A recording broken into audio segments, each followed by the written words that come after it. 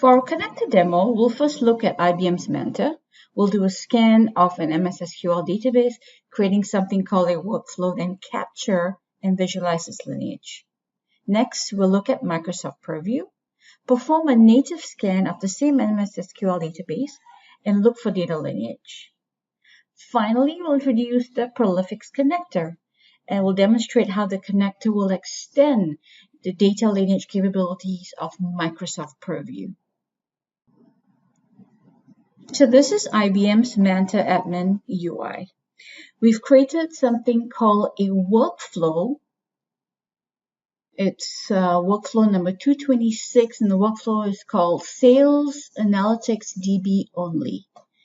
The workflow consists of an MS SQL connection, as well as something called an Open Manta Integration Export connection.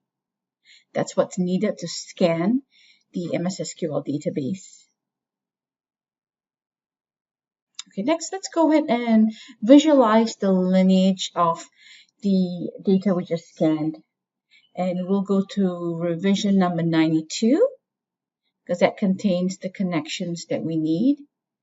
This is the repository, and we're going to grab the Sales Analytical DB repo and visualize its lineage. All right, now what we see here is lineage of the connection of the sources we just made. On the left, basically your source. On the right is your target. So on the left, notice there are three tables: consumer details, product info, and sales transactions. These tables contain columns. Now the middle contains stored procedures. So these are your transformation objects. These objects transform objects from the left, from the source to the target. In this case, it's inserted columns from three different tables into a table on the right, a new table on the right called Sales Analytics DB. So that was our data lineage in Manta. Now let's move on to Purview. Portal.azure.com is the URL. This is Microsoft Azure's UI. I'm going to look for a Microsoft Purview service. There you go.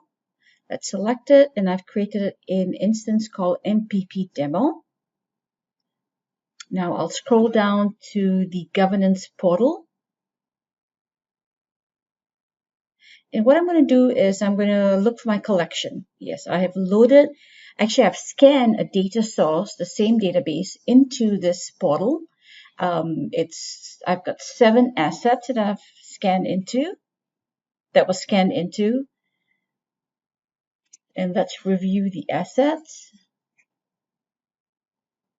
Right, so notice let me order the asset types. I've got one database, a schema, as well as 4 tables that were scanned in. So let's look at the property of one of the tables. Again, this was natively scanned from Purview itself in MS SQL on-prem database.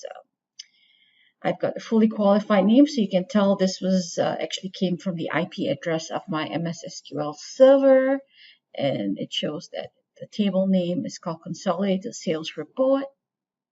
On the right, you can even view the hierarchy. Look at this, the properties of that particular scan for this table.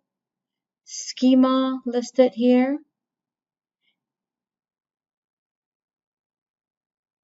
And lineage, which there is no lineage, because Purview doesn't have the ability to capture lineage from an MS SQL on-prem database.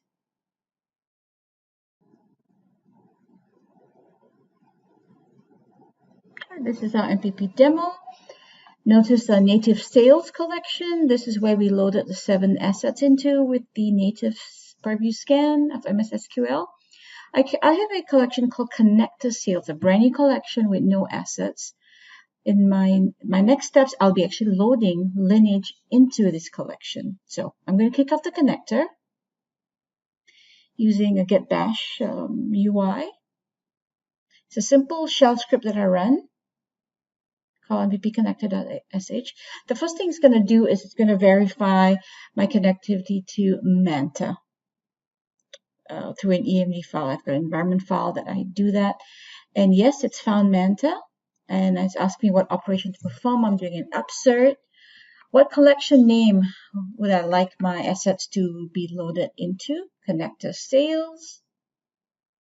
Now it's going to ask my workflow ID. Remember that workflow ID is it 226? Yes. So we're going to load that in. It's going to export those files into my function app. It's going to give me a batch ID, and it should take about 20 seconds or less to load all those assets into Purview. All right, it's done. Notice there are 0 warnings and 0 errors.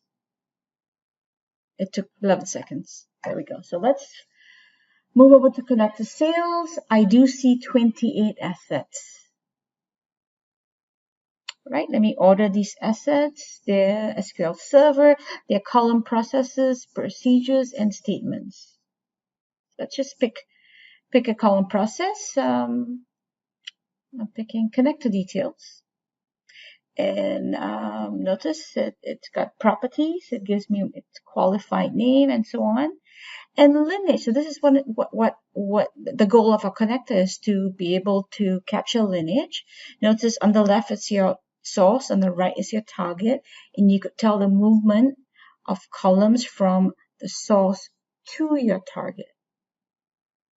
And let's go and select our target, and we can get more lineage from our target. There we go. Switch to asset. And notice you can see the total movement from 3 different tables, 2 columns each from 3 different tables that have moved into the SQL table.